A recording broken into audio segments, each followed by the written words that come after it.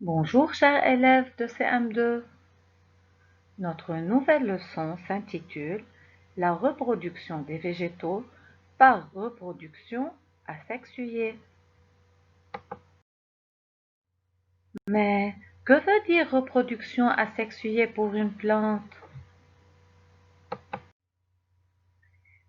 J'ai coupé toutes les fleurs de muguet pour les vendre. Et pourtant, l'année suivante, mon parterre de muguet est encore plus grand. Savez-vous pourquoi?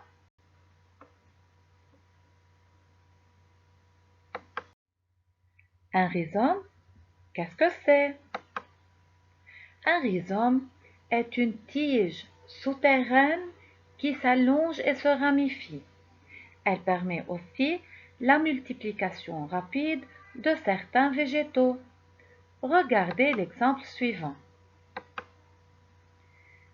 La plante mère, la tige souterraine appelée rhizome, et la jeune plantule.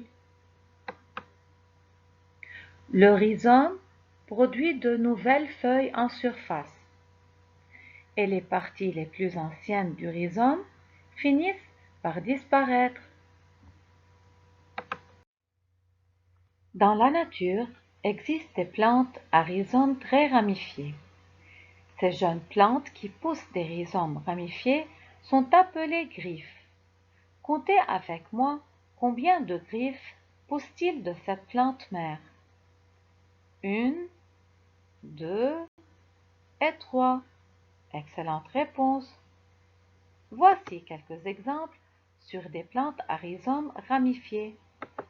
Le gingembre et l'asperge.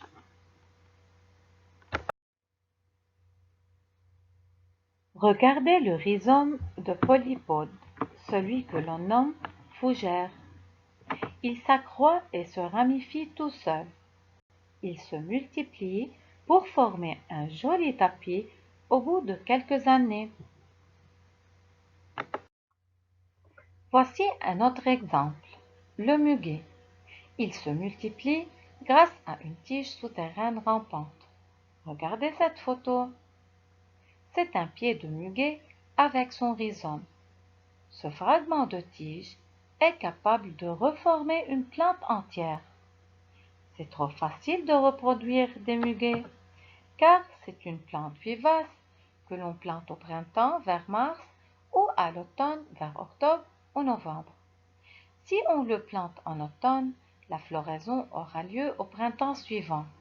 Mais si on le plante au printemps, il ne fleurira que l'année d'après.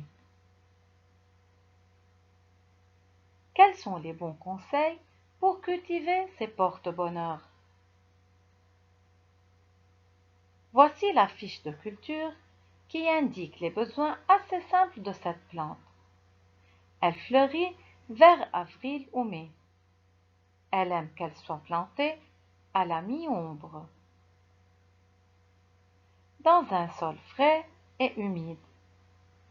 Il accroît jusqu'à 20 à 25 cm.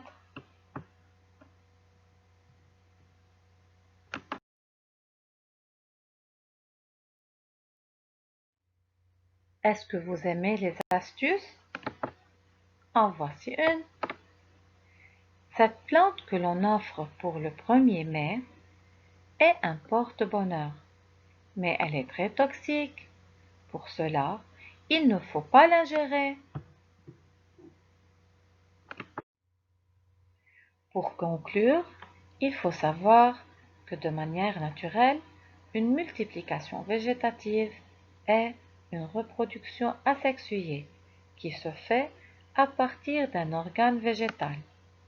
Autrement dit, quand une partie d'une plante se détache et devient à l'origine d'une nouvelle plante. Cette partie peut être une tige souterraine comme le rhizome, ou bien une racine ou une feuille. Finalement, nous venons d'apprendre la reproduction asexuée des végétaux à travers le rhizome qui est une tige souterraine rampante. La fois prochaine, nous allons identifier d'autres reproductions asexuées telles que le bouturage et le marcottage. À la prochaine!